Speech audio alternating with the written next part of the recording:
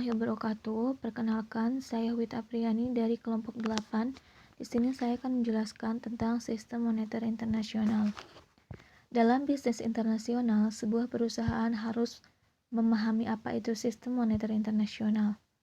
Sistem moneter internasional dapat didefinisikan sebagai struktur, instrumen, institusi, dan perjanjian yang menentukan kurs atau nilai berbagai mata uang di dunia, termasuk juga penyesuaian aliran modal dan perdagangan internasional dan neraca pembayaran.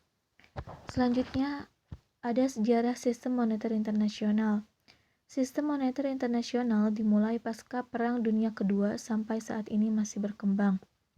Pembentukan sistem ini merespon perubahan kondisi politik dan ekonomi, baik di level domestik maupun internasional. Transformasi kedua terjadi saat sistem Bretton Woods atau yang disebut dengan standar pertukaran emas menjadi dolar Amerika. Pada tanggal 22 Juli 1944 diadakan Konferensi Moneter Internasional atau yang sering disebut dengan The Bretton Woods Conference yang dihadiri oleh 44 negara. 2 tahun setelah konferensi tersebut didirikan IMF dan Bank Dunia untuk mengawasi sistem tersebut. Selama tahun 1944 sampai 1973, dolar menjadi mata uang yang sangat penting dalam lalu lintas pembayaran internasional. Setelah periode 1973, sistem moneter internasional merupakan sistem campuran antara kurs tetap dan kurs yang sifatnya berubah-ubah. Selanjutnya ada Bursa Valuta Asing. Bursa Valuta Asing merupakan lembaga yang memperdagangkan mata uang, diselenggarakan oleh pemerintah, bank swasta nasional, dan bank swasta asing, dan yang mengkhususkan kegiatan dalam perdagangan mata uang asing, atau yang disebut dengan money changer. Dalam lalu lintas pembayaran internasional sangat membutuhkan yang namanya valuta asing. Nilai atau harga valuta asing ditentukan oleh permintaan dan penawaran yang terjadi melalui mekanisme pasar. Ada istilah lain dari kurs valuta asing, yaitu kurs beli, kurs jual, dan kurs tengah. Kurs beli yaitu harga beli falas pada saat money changer membeli falas tersebut. Harga jual falas pada saat money changer menjual falas tersebut. Itu disebut dengan kurs jual. Selanjutnya kurs tengah yaitu selisih antara kurs jual dan kurs beli. Apa saja sih fungsi dari bursa valuta asing?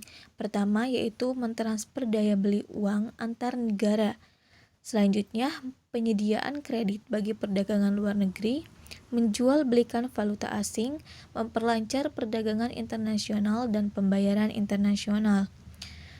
Dan manfaat dari adanya bursa valuta asing yaitu yang pertama memajukan dan memperlancar perdagangan antar negara, memudahkan urusan pembayaran antar negara, menambah cadangan devisa negara, meningkatkan kegiatan ekspor impor antar negara sehingga dapat menggiatkan dunia usaha. Yang terakhir, meningkatkan cadangan devisa yang akan memperlancar pembangunan nasional. Selanjutnya, ada pasar modal internasional.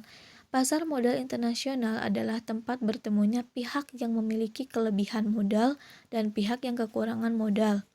Jenis-jenis dari pasar modal yaitu pasar obligasi dan pasar saham. Pasar obligasi yaitu pasar di mana perusahaan dapat menerbitkan surat hutang. Pasar saham yaitu pasar di mana perusahaan dapat menjual bagian saham kepemilikannya dan investor dapat membeli dan memperdagangkan kepemilikan atau saham yang dia beli kepada investor lainnya. Selanjutnya ada nilai tukar mata uang atau kurs. Kurs adalah sebuah perjanjian yang dikenal sebagai nilai tukar mata uang terhadap pembayaran saat ini atau di kemudian hari antara kedua mata uang masing-masing negara atau wilayah. Mekanisme penentuan kurs bisa dikategorikan menjadi beberapa kelompok, yaitu mengambang bebas atau yang disebut dengan free float, mengambang yang dikelola yang disebut dengan managed float, kurs tetap secara tidak resmi atau yang disebut dengan unofficial pledging, dan terakhir adalah perjanjian zona target tertentu. Sekian dan terima kasih presentasi dari kelompok kami.